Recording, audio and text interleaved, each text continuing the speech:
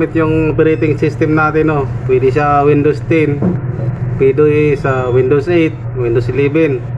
Okay, step by step turo ko sa inyo kung paano tayo mag gawa ng bootable USB gamit yung Rufus. Okay, first step, ito, punta tayo sa computer. Yan, unang gawin natin, download lang natin tong software ng Rufus. So punta tayo dito sa Google or sa Edge or kahit anong browser na pwede natin pagkagamitan. So type lang natin dito rufus.ie.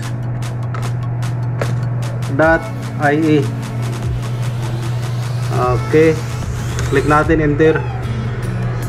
Tapos dito makita tayo ito hanapin natin yung tab. Yan, Rufus create bootable USB drivers.easyway. So click lang natin to. Okay, tapos dito dadalhin tayo guys, may option dito yung pinakalitis na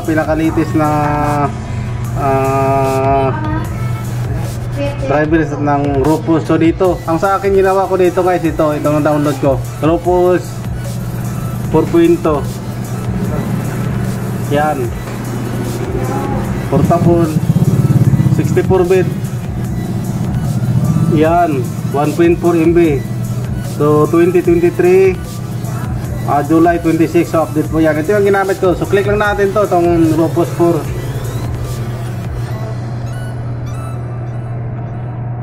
Tapos to close lang natin. Okay, dito tingnan natin, nag-download na po yan.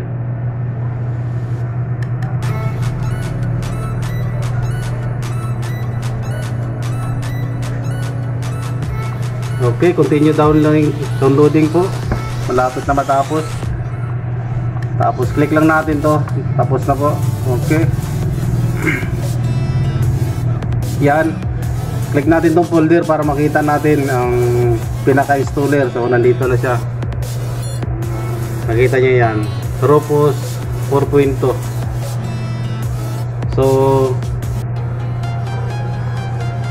bago natin i-click, so kailangan natin i-install yung i-plug in yung USB natin.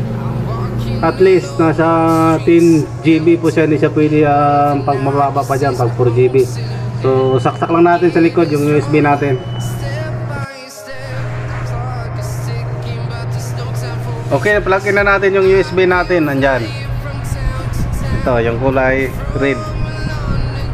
Yan. So dito na tayo, click natin tong Rufus. Ito na po yan, ang software na dinownload natin. Click lang natin to, double click. Tapos click natin tong check. Ayan, so ito na yan, nakita na. Ito na yung drive properties ng Rufus. Ayan, Rufus 4.0 2074 portable. Okay. Ayan, ready na po yung Rufus. So halimbawa, ito pinapakita ko lang na mayroon na po ako dito na download na Windows 10, no? Okay, andyan na po. Ito na yung Rufus. Nakita na yung USB, 8GB ko yan. So 7.9 GB, so 8GB ko yan, no? So click lang natin itong select. Okay, ito ngayon, ang i-select natin, ang ipasok natin doon itong Windows na ito. Ito yung Windows 10 na dinownload ko sa Google. So ibig sabihin ready na po, naka-download na po ko ng Windows 10. So mamaya pakita ko rin sa inyo kung paano mag-download ng Windows 10, no, sa Google, kung saan tayo makakuha yan. So ito ngayon, pinapakita ko lang ang paggawa ng bootable na gamit natin ang Rufus na software. Bootable po siya ng USB. Okay, click lang natin to, select lang natin to, itong Windows. Ito yung file na download na natin. Ito yung Windows 10. Click lang natin. Yan. Okay, tingnan natin ito. Itong USB natin, makikita na natin yan. Tapos Windows ISO, may option yan. Pag i-click natin, ito non-bootable, MS-DOS, pwede. So siyempre dito tayo sa Windows ISO. Yan, partition scheme. Okay, sa partition scheme ito, select natin, huwag dito sa GPT, dapat MBR tayo. Yan. So, target system BIOS for UEFI. So, pag mas-click natin yung MBR, ito na yan ang lumabas dyan. BIOS UEFI. Okay. Volume level, ito palitan natin kung anong i-name natin dito sa USB natin. So, lagyan lang natin to dito. Baguhin natin to, lagyan natin ng Windows 10.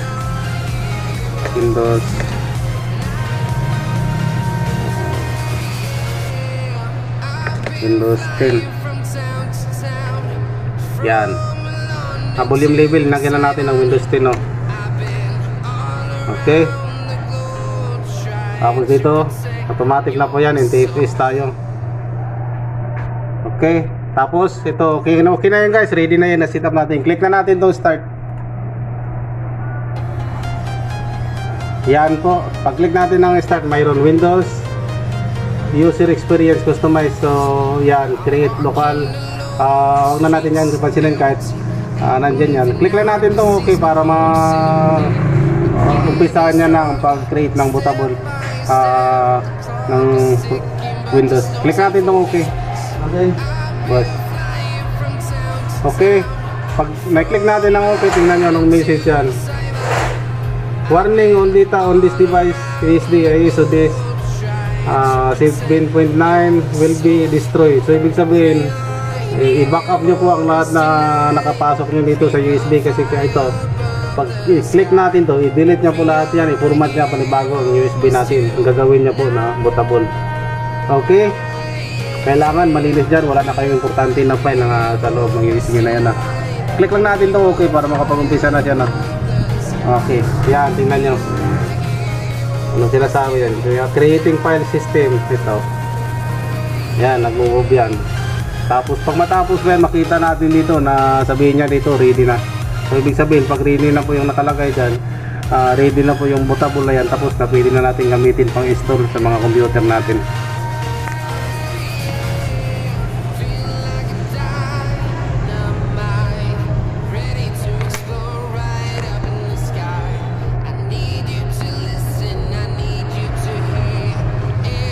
Okay, copying ISO file. So 1.2%. So ang green ito, kung matapos hanggat yan dito sa end, ibig sabihin may makita ka nito ready pag matapos na itong green ito. Ang green ito hanggat dito yan mag-i-end sa dulo.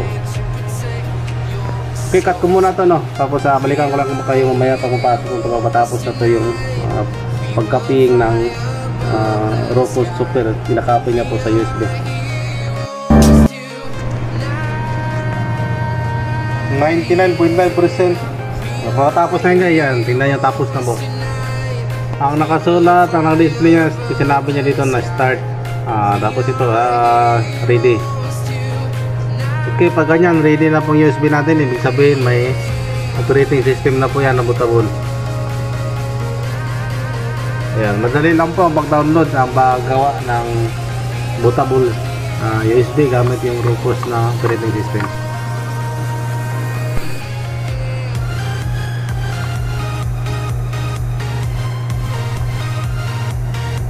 Okay, dito paano mag-download ng Windows 10 sa Google. Ito. Punta kayo dito sa browser, kahit anong browser, pwede itong Edge, pwede rin yung Chrome. Tapos type nyo rin lang dito Windows 10. Windows 10. Yan, nakita natin to. Windows 10 download, click lang po. Yan. May option dito na makita tayo. So click lang natin to ISO file.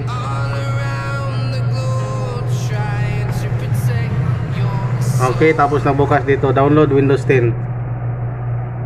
May pailalim natin dito update now. So dito tayo sa click natin to download now.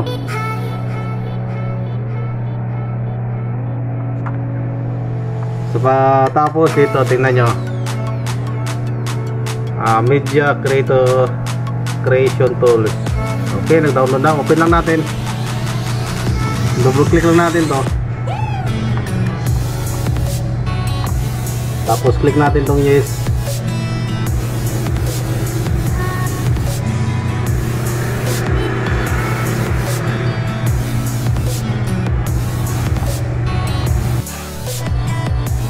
Okay, nandito na siya. Maglo-loading po siya. Windows 10 setup. So getting a few things ready, no? Antayin lang natin yan. Applicable notice and license terms. So yan, accept lang natin to. Click lang natin ang accept.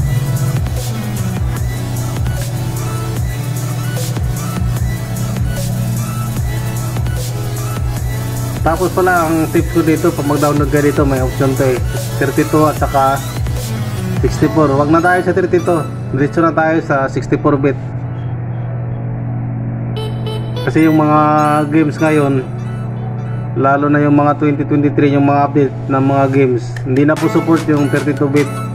So pag mag-download tayo ng operating system, diretso na tayo sa 64 bit.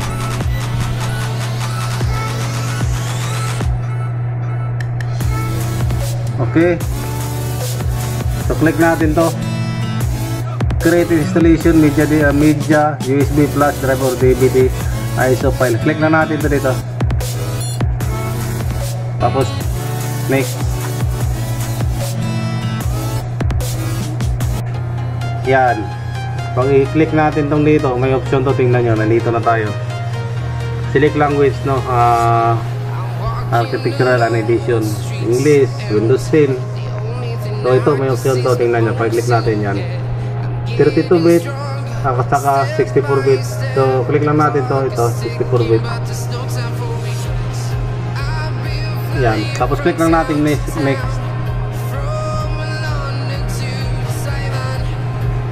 Tapos dito may option ulit, ISO file. Click lang natin ang ISO file, tapos click lang natin tong next. Click lang natin tong next. Yan, okay, Windows ISO file. Pag click natin tong save, automatic na download na po yan. So sa akin, hindi ko na to ituloy kasi ito, nakita nyo may na-download na po. Okay, yan, ito. Pag i-click nyo tong save, diretso na yan, mag-download na yan guys. Okay, so balik naman tayo dito sa Rufus, no. Paano natin ma-confirm na gumagana na yung Rufus na ginawa natin na bootable? So ang USB ngayon dyan, naka-plug in pa rin yan, yung pink PC po yan. Medyo madilim nga lang pero makita naman na identify naman na USB po yan. Okay, so try natin mag-restart. Tapos yung PC na ito, ang bootable key nito, ang menu option, ipilibin. So malalaman natin na gumagana na yung USB bootable natin pag i-click natin ang ipilibin, kung papasok siya doon sa format na start. Okay, ito pag-confirm lang na gumagana yung Rufus na USB na bootable na ginawa natin, no? So ulit, andyan ang USB natin sa taas, naka-plug. Restart natin tong PC, tapos i-click natin F12, F11. Tingnan natin kung pumasok siya rin sa boot menu na yung ginawa natin na Rufus, no, na bootable. Okay, click lang natin tong restart. Yan po, nag-restart na. So F11 ang key nito. Restart anyway, click.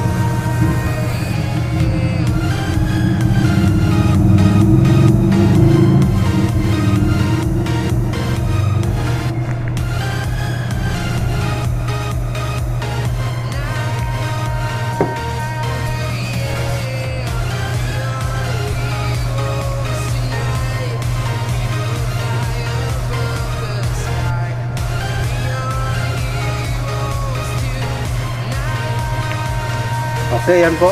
Bago mag-open yan, click lang natin to, yung F11. Pag yan ay magbukas, tapos papasok dun sa ayan, tingnan nyo guys, yan, gumagana na po yan, diba? Click natin tong Sony storage, click natin yan, press any key to continue.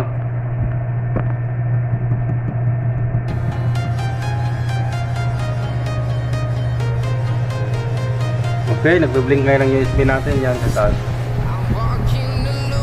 Ibig sabihin, binabasa niya na po yung operating system dyan na naka-install.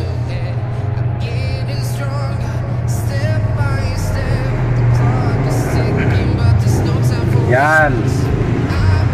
Okay. Confirm na natin na gumagana na yung bootable na USB na ginawa natin. Ay tuloy lang din natin ang video. Ayan po. Ito yung start sa pag format sa mga PC natin. So yan, tingnan nyo. Yan. Medyo malabo nga lang. Ay clear lang natin.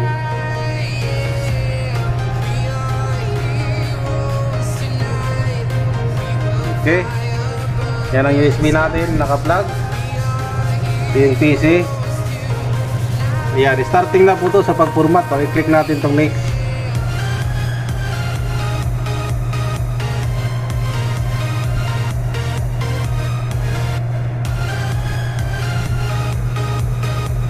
Yan, tingnan nyo. Okay. Kinonfirm na natin na gumana na yung USB na ginawa natin, no, na bootable. So hanggang dito na lang video guys. At least na-confirm natin, pinakita natin na gumagana na yung USB na ginawa natin gamit yung Rufus software. Okay, hanggang dito na lang video guys, no. Maraming salamat ulit sa mga viewer natin, sa mga subscriber natin.